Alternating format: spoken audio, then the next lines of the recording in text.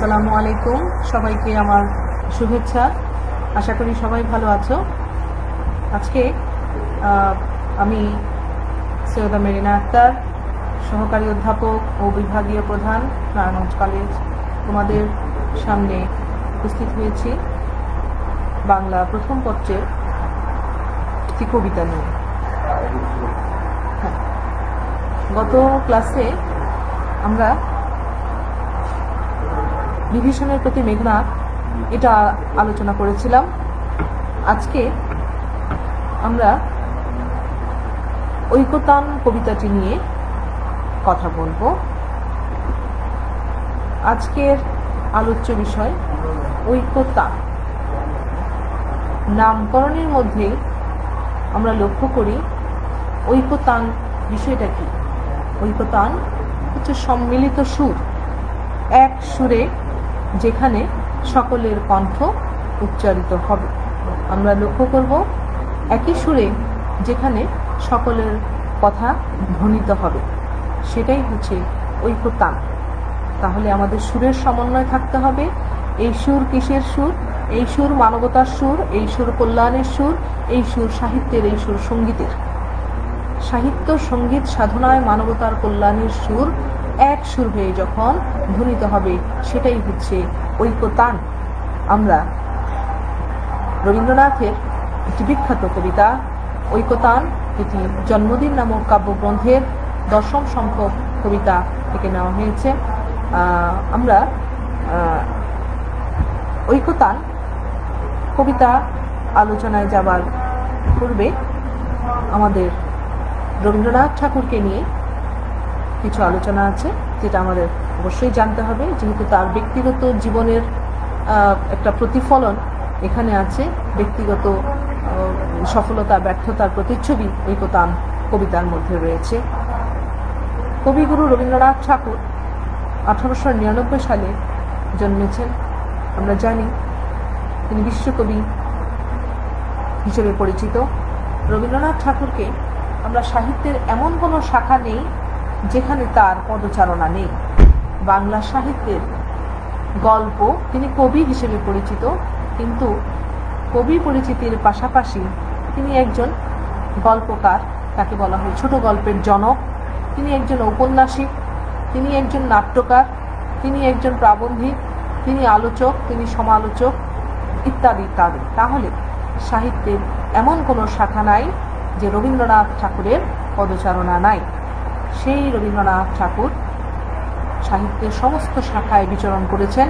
সমান বলা যায় যে খুব দর্পের সাথে, সফলতার সাথে সাহিত্যের প্রতিটি শাখায় তিনি বিচরণ করেছেন। তাহলে রবীন্দ্রনাথকে আমরা দেখি সাহিত্যের সর্বশাখায় তার সফল পদচারণা। বাংলা সাহিত্যের আমরা দেখব যে গীতাঞ্জলি কাব্যের কথা জানি, যে গীতাঞ্জলির জন্য তিনি 1913 সালে নোবেল পুরস্কার পেয়েছেন। আমরা সেই রবীন্দ্রনাথের জীবনে কোথায় যেন একটা ব্যর্থতা লুকিয়ে আছে, যেটা তিনি জীবনের শেষ দিনে, শেষ দিনগুলোতে আমরা দেখব যে তার মৃত্যুর আগে তিনি হিসেব নিকেশ করেছেন কোথায় যেন তিনি ব্যর্থ, কোথায় যেন তার ব্যর্থতা আছে, কোন জায়গায় যেন তিনি যেতে পারেন না।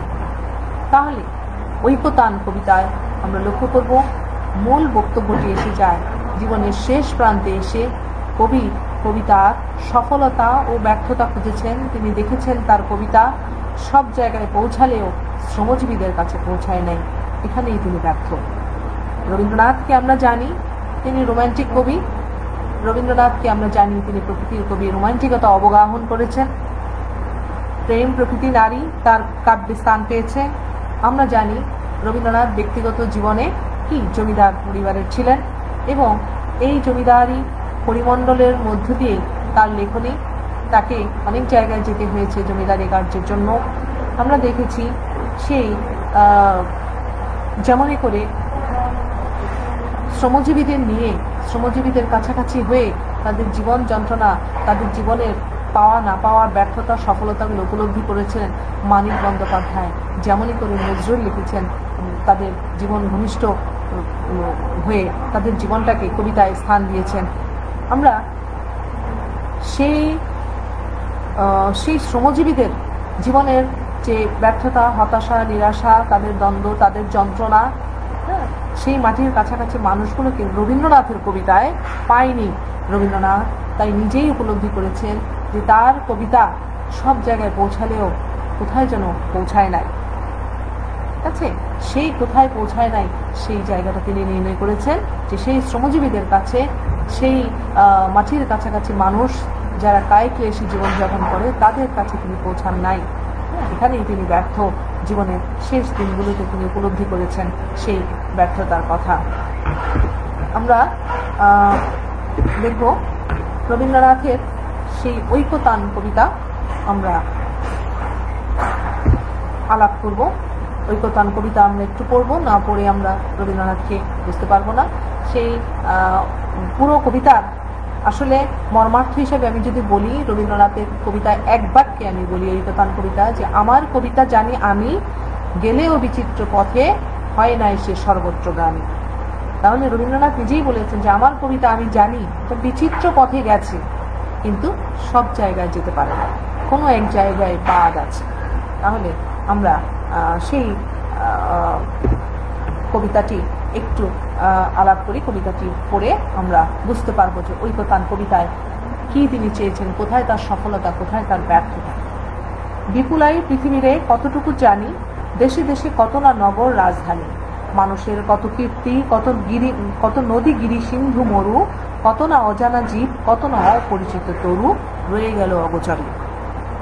বিশাল বিশ্বের আয়োজন, মন মোর জুড়ে থাকে অতি ক্ষুদ্র তারই এক কোণ, সেই খুবে পড়ি গ্রন্থ, ভ্রমণ বৃত্তান্ত আছে যাহে, অক্ষয় উৎসাহে যেথা পাই চিত্রময়ী বর্ণনার বাণী পুরাইয়া আনি, জ্ঞানের দীনতা এই আপনার মনে, পূরণ করিয়া লই যত পাই ভিক্ষা লব্ধ ধন। তাহলে আমরা দেখব রবীন্দ্রনাথ প্রথমেই স্বীকার করেছেন যে এই পৃথিবী বিশাল, বিরাট, বিপুল, এই পৃথিবীর কত কিছু আছে, বিভিন্ন দেশে দেশে বিভিন্ন নগর রাজধানীতে কত কিছুই না আছে, আমি তো তার সবটুকু জানি না। ঠিক আছে, একজন মানুষের পক্ষে সারা পৃথিবীর কোথায় কে আছে সব জানা সম্ভব না। তাহলে এটা কিভাবে সম্ভব করি? আমরা সম্ভব করি বিভিন্ন বই পুস্তক পড়ে, বিভিন্ন জ্ঞানের চর্চা করে, বিভিন্ন ভ্রমণ বৃত্তান্ত দেখে, ঠিক আছে, এগুলো দেখে পড়ে এই আমার যে জ্ঞানের অপূর্ণতা, যে জ্ঞানের দীনতা, সেগুলো আমরা পূর্ণ করি। রবীন্দ্রনাথও তাই করেছেন। রবীন্দ্রনাথ তার এই জ্ঞানের দীনতা তিনি বলেছেন বিশাল বিশ্বের আয়োজন, এখানে দেখো তার আগের কথা, দেশে দেশে কত না নগর রাজধানী, মানুষের কত কীর্তি, কত নদী গিরি সিন্ধু মরু, কত না অজানা জীব, কত না অপরিচিত তরু, রয়ে গেল অগোচরে। তাহলে রবীন্দ্রনাথ বলেছেন যে মন মোর জুড়ে থাকে তারই ক্ষুদ্র এক কোণে, সেই খুঁজে পরিগ্রন্থ ভ্রমণ বৃত্তান্ত আছে যাহে, অক্ষয় উৎসাহ পাই যেথা পাই চিত্রময়ী বর্ণনার বাণী পুরাইয়া আনি, জ্ঞানের দীনতা এই আপনার মনে, পূরণ করিয়া লই যত পাই ভিক্ষা লব্ধ ধন। তাহলে রবীন্দ্রনাথ তার যে জ্ঞানের অপূর্ণতাটা ছিল, অনেক কিছুই জানতেন না, সেই জিনিসগুলো তিনি কিভাবে পূরণ করেছেন? সেই ভিক্ষালব্ধ ধনের মতো বিভিন্ন জায়গা থেকে গ্রন্থ আহরণ করে, বিভিন্ন ভ্রমণ বৃত্তান্ত পড়ে, বিভিন্ন বই পুস্তক পাঠ করে, সেগুলো পড়েই তিনি কি তার জ্ঞানের অপূর্ণতাটা পূরণ করেছেন।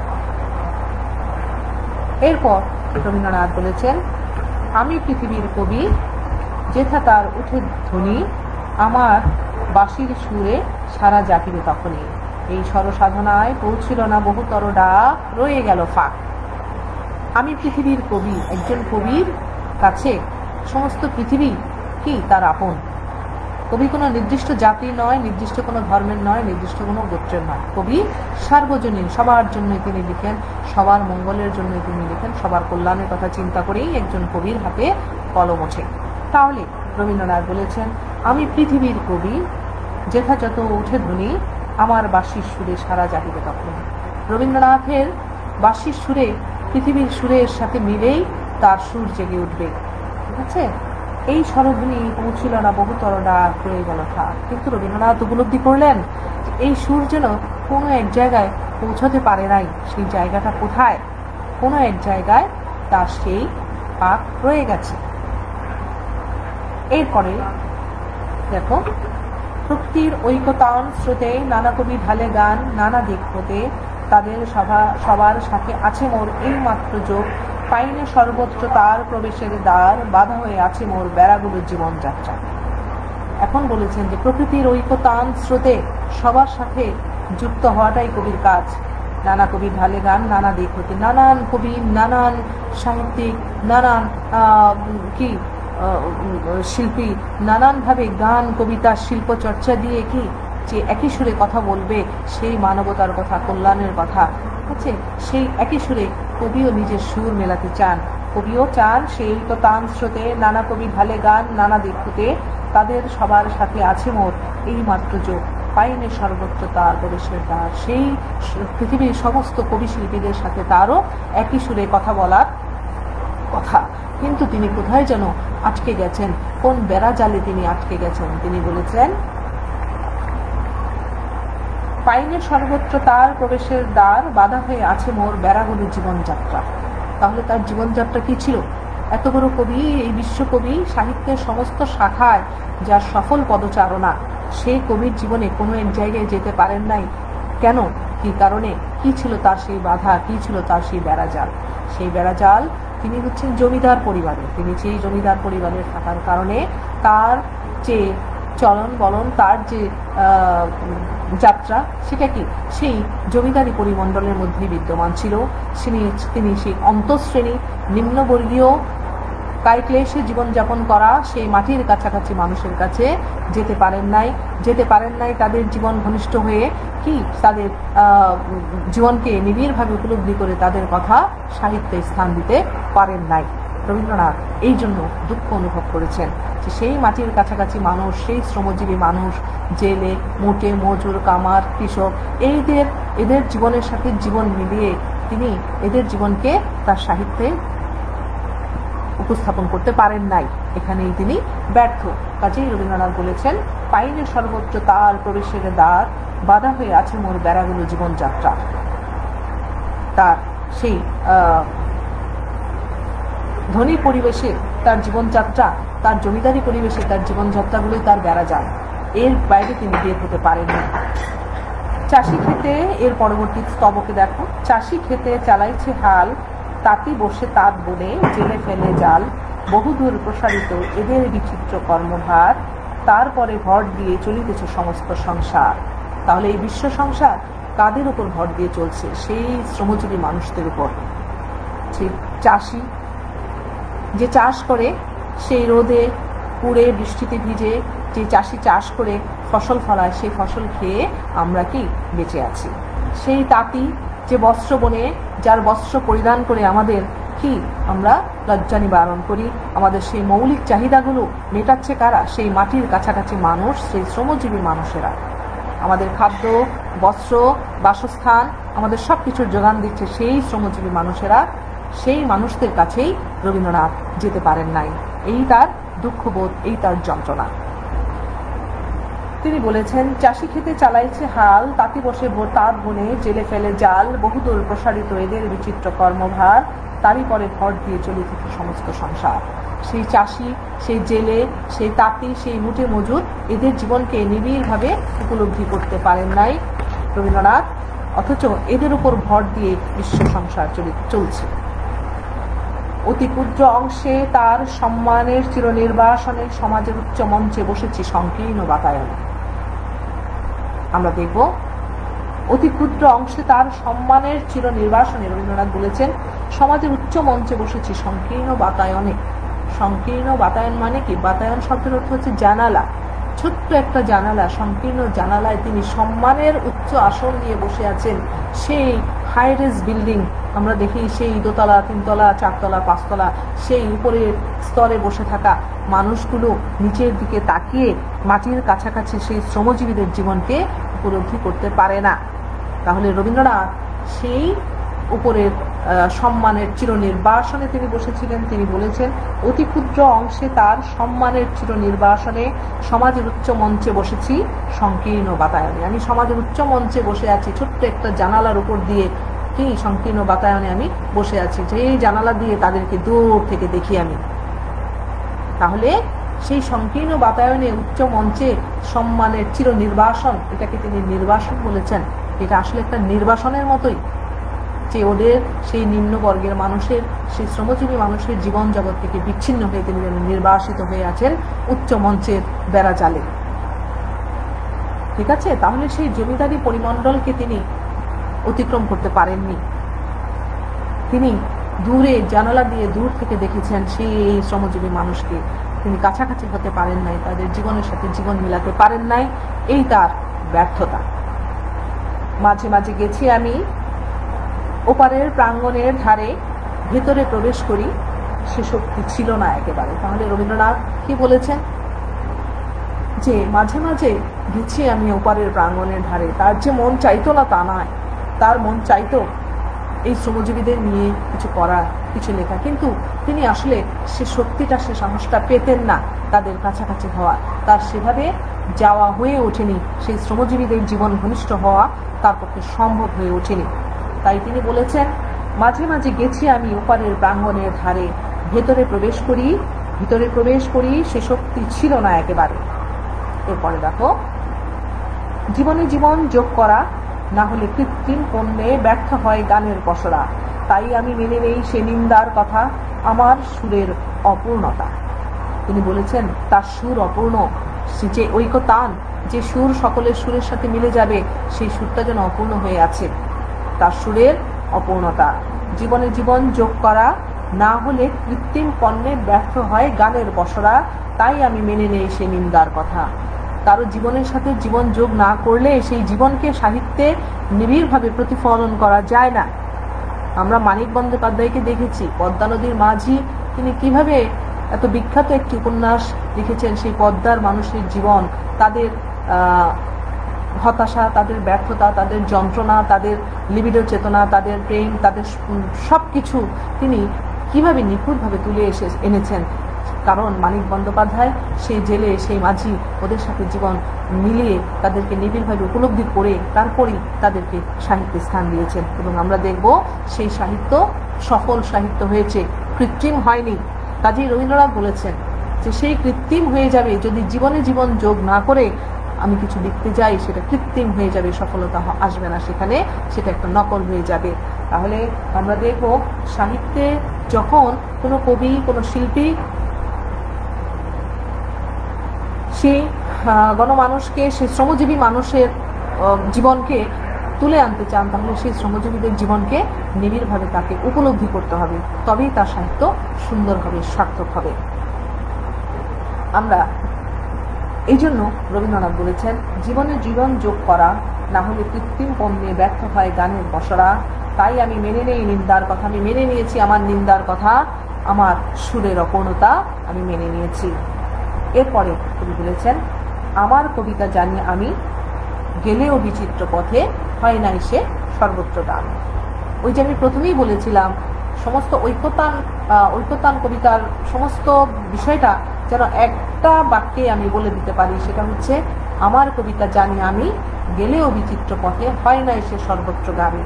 তাহলে রবীন্দ্রনাথ বিচিত্র বিষয় নিয়ে কবিতা লিখেছেন, বিচিত্র পথে গেছে তার কবিতা, তার কাব্য সাধনা, তার সাহিত্য সাধনা, কিন্তু কোনো এক জায়গায় যায় নাই। তাই বলেছেন যে বিচিত্র পথে গেলেও সর্বত্র যায় নাই। ঠিক আছে, সর্বত্র হচ্ছে সব জায়গায়, সব জায়গায় যায় নাই, কিন্তু বিচিত্র পথে গেছে। তাহলে সব জায়গায় যায় নাই কেন, কোন জায়গাটায় যেতে পারে নাই? সেই শ্রমজীবীদের কাছে রবীন্দ্রনাথ যেতে পারেন নাই, যাদের জীবনকে তিনি সাহিত্যে উপস্থাপন করতে পারেন নাই।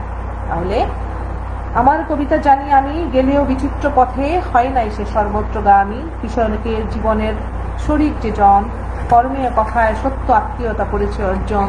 যে আছে মাটির কাছাকাছি, সে কবির বাণী লাগে কান পেতে আছি। এসো কবি অখ্যাত জনের নির্বাক মনের, মর্মের বেদনা যত করিও উদ্ধার। প্রাণহীন এ দেশেতে গানহীন যেথা চারিধার।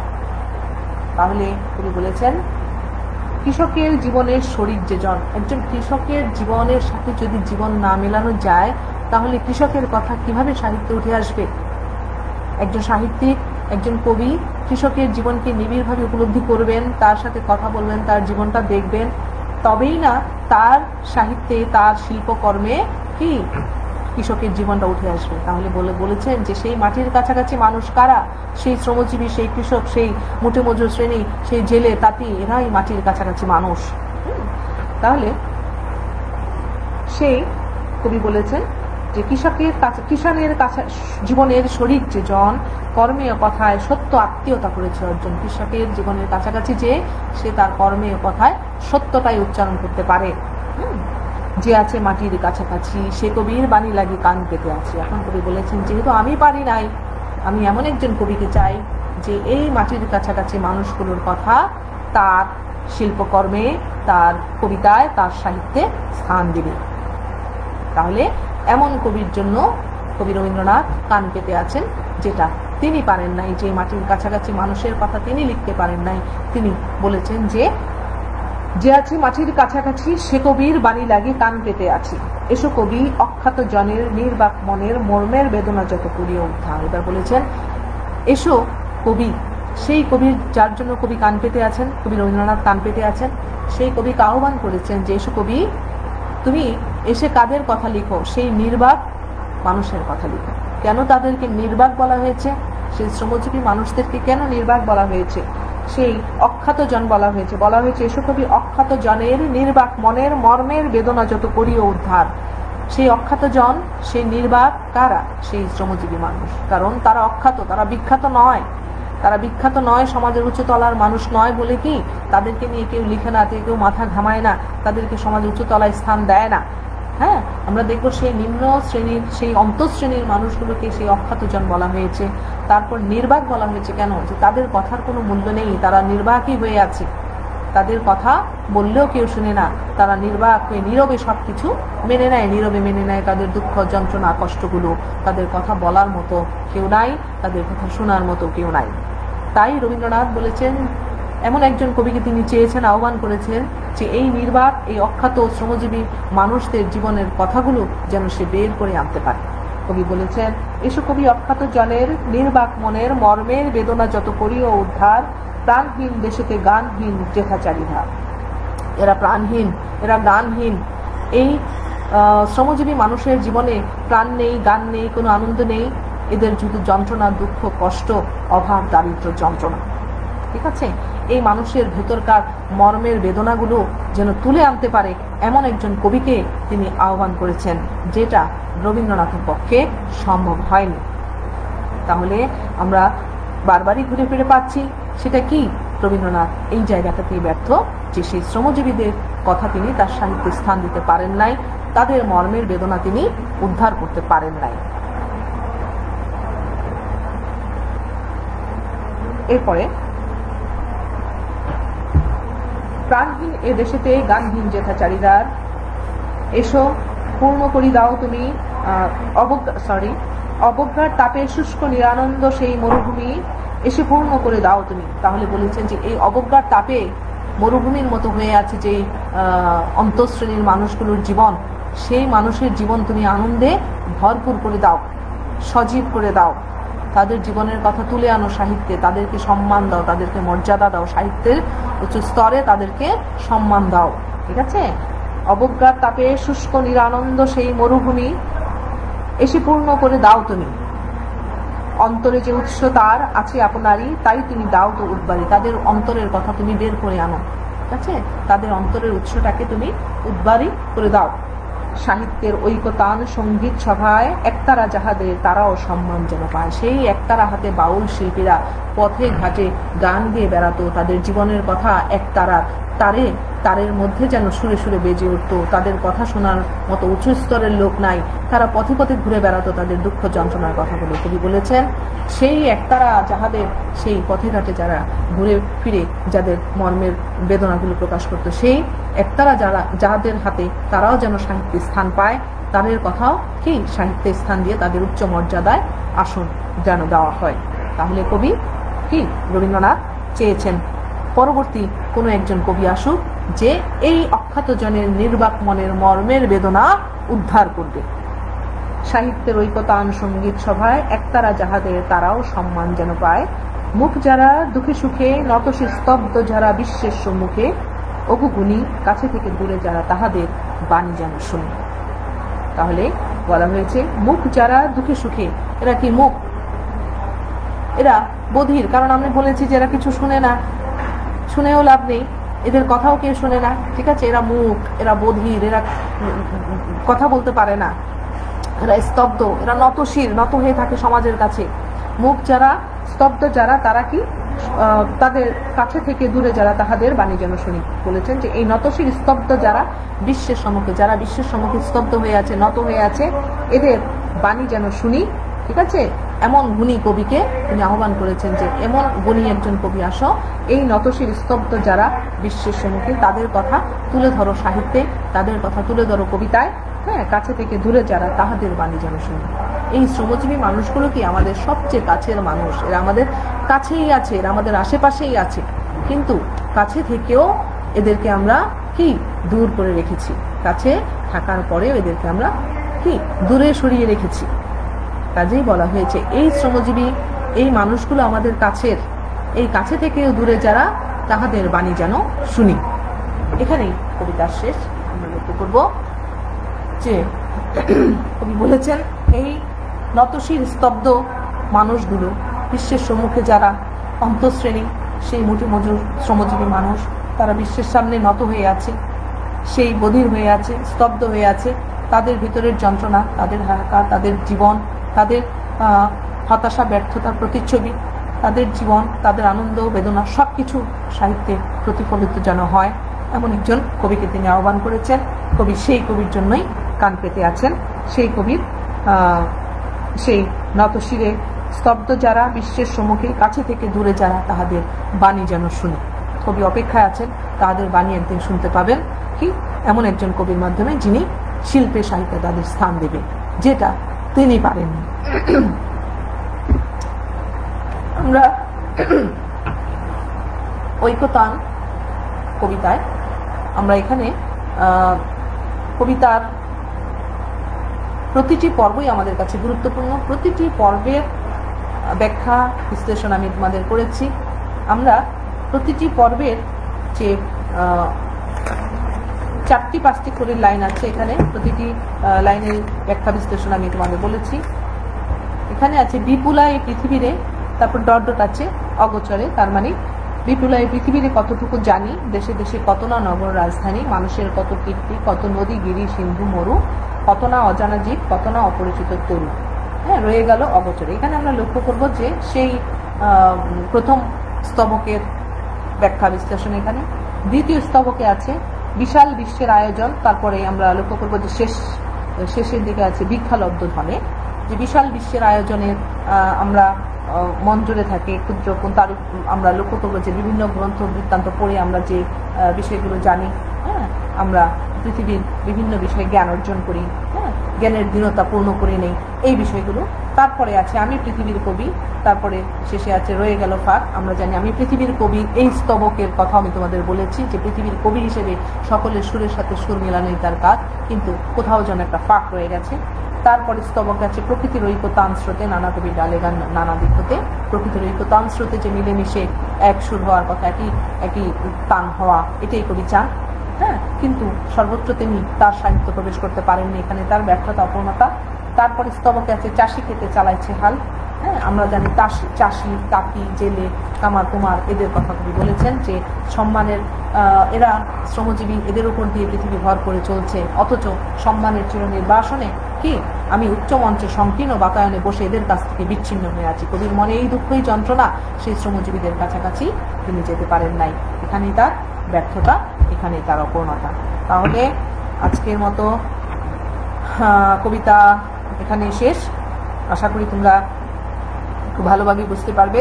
তোমাদের বাসার কাজ রইল, বাড়ির কাজ তোমরা এখান থেকে 100টি ছোট প্রশ্ন তৈরি করবে, 100টি ছোট প্রশ্ন, ছোট ছোট ওই জ্ঞানমূলক প্রশ্ন, কুইজ প্রশ্ন, এগুলো মিলিয়ে 100টি তৈরি করবে। সেখানে কবি পরিচিতি, কবিতা, পাঠ পরিচিতি, টিকা তৈরি করে ফেলবে, ঠিক আছে। আর উদ্দীপকের জন্য প্র্যাকটিস করবে, হ্যাঁ, ঠিক আছে। আর অনুধাবনমূলক প্রশ্ন 15টি তৈরি করে ফেলবে। তারপরে তোমরা বাসায় পড়তে হবে। অনুধাবনমূলক প্রশ্নগুলো তৈরি করলে আশা করি তোমাদের পুরো কবিতাটাই তোমাদের কাছে একেবারে সহজবোধ্য হয়ে উঠবে, ঠিক আছে। তাহলে আজকের মতো শেষ করছি। ধন্যবাদ সবাইকে। আল্লাহ হাফেজ।